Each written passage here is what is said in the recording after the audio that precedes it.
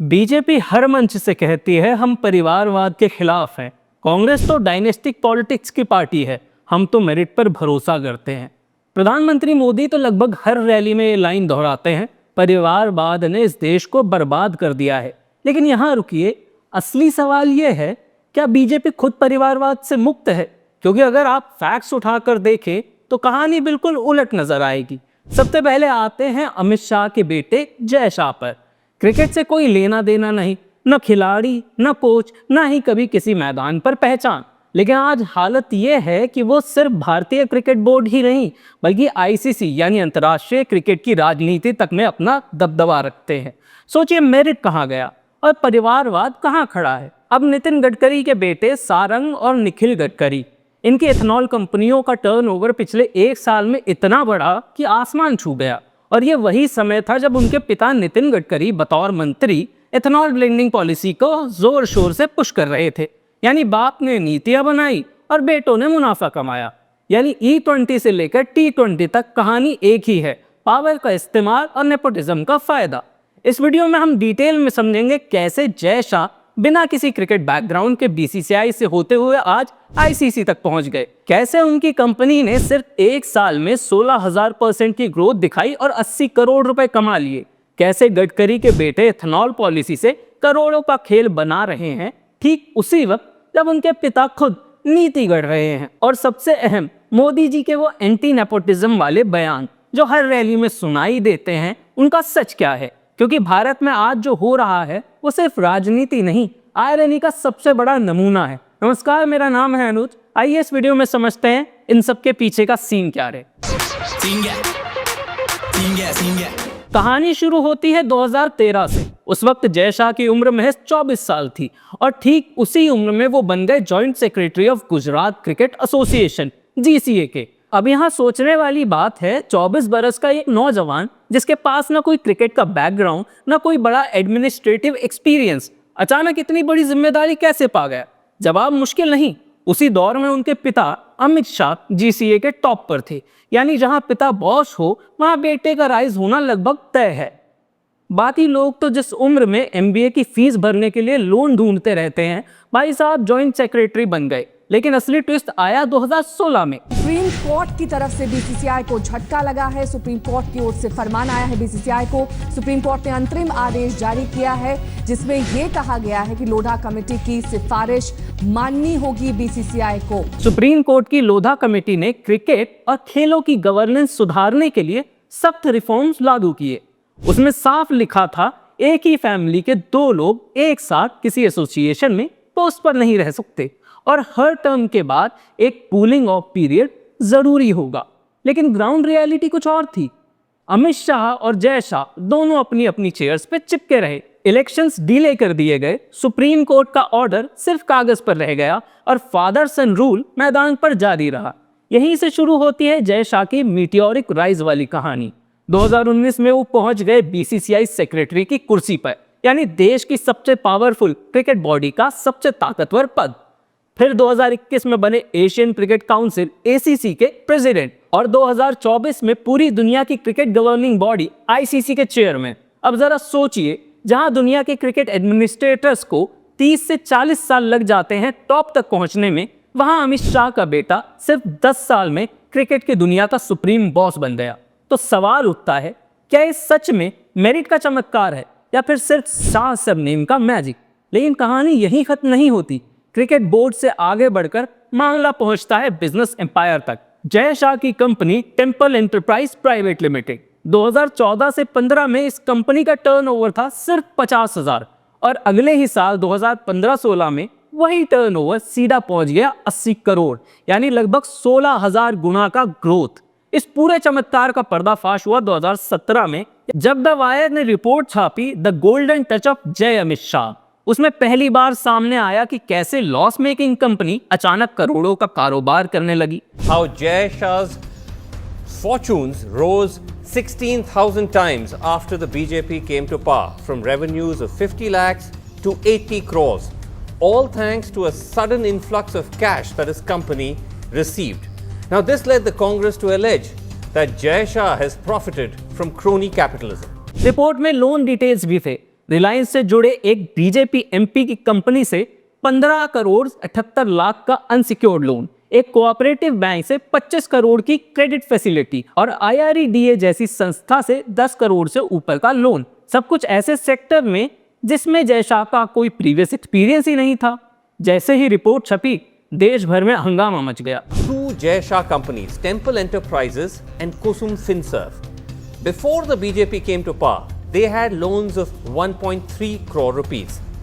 In 2015-16, the year after the party was very much ensconced in power, they had loans of 53.4 crore rupees. That's a 4,000% increase in just a period of 1 year. Now, are these loans deserving, or are they special favors extended on the basis of a famous surname? लेकिन जय शाह ने corruption के आरोपों का जवाब देने की बजाय the wire पे 100 करोड़ का डेफेमेशन केस ठोक दिया और अहमदाबाद की एक अदालत ने गैग ऑर्डर दे दिया, जिसमें द वायर को जय शाह के कारोबार पर लिखने या छापने से रोक दिया गया। बीजेपी अध्यक्ष अमित शाह के बेटे जय शाह की कमाई के विवाद को लेकर आ रही है, जहां वेबसाइट द वायर जिसने ये खबर छापी थी, उसके एडिटर, मैनेजिंग एडिटर और 5 अन्य लोगों के खिलाफ बदनाम करने का आरोप लगाते हुए केस दर्ज कर लिया गया है। अमित शाह के बेटे की कंपनी 50,000 रुपए से जाकर 80 करोड़ की बनती है। मैं हिंदुस्तान का प्रधानमंत्री नहीं बनना चाहता हूँ, मैं चौकीदार बनना चाहता हूँ। कहाँ गया वो चौकीदार?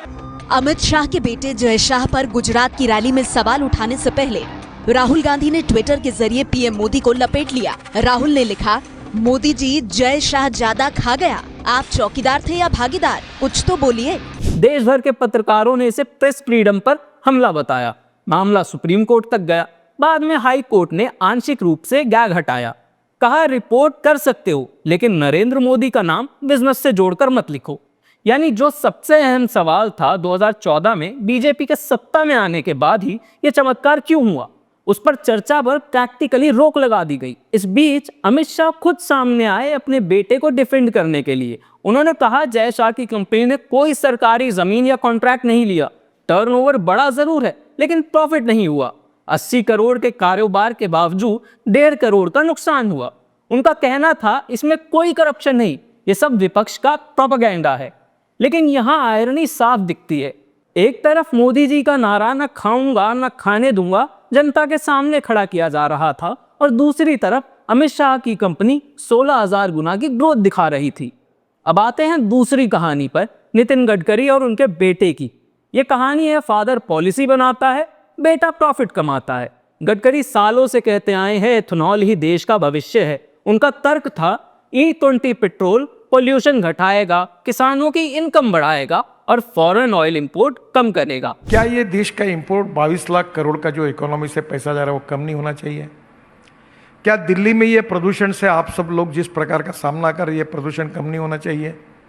क्या इस देश में चावल सरप्लस है, गेहूँ सरप्लस है, और अब मक्के से इथेनॉल बनना शुरू हुआ तो 1200 रुपये क्विंटल मक्के का भाव था। आज मक्के से इथेनॉल शुरू हुआ तो मक्के का भाव 2600 रुपये क्विंटल हुआ, और बिहार यूपी में सब जगह 3 गुना मल्टीप्लाई मक्का ज़्यादा लगा, और किसानों को मक्के से अच्छा पैसा मिल रहा है। इससे रूरल एग्रीकल्चर सेक्टर में ग्रोथ आ रही है। जो 12% हमारा एग्रीकल्चर सेक्टर का कंट्रीब्यूशन है जीडीपी में, वो हम 22% तक ले जाएंगे अगर diversification of agriculture towards energy and power sector होगा। सुनने में सब अच्छा लगता है, लेकिन डेटा उठाकर देखिए, सबसे बड़ा फायदा गडकरी परिवार की कंपनीज को हुआ। निखिल गडकरी सियान एग्रो के मैनेजिंग डायरेक्टर और सबसे बड़े शेयर होल्डर, सारंग गडकरी मानस एग्रो के डायरेक्टर, दोनों कंपनी शुगर प्रोसेसिंग, डिस्टिलेशन और इथेनॉल प्रोडक्शन में एक्टिव।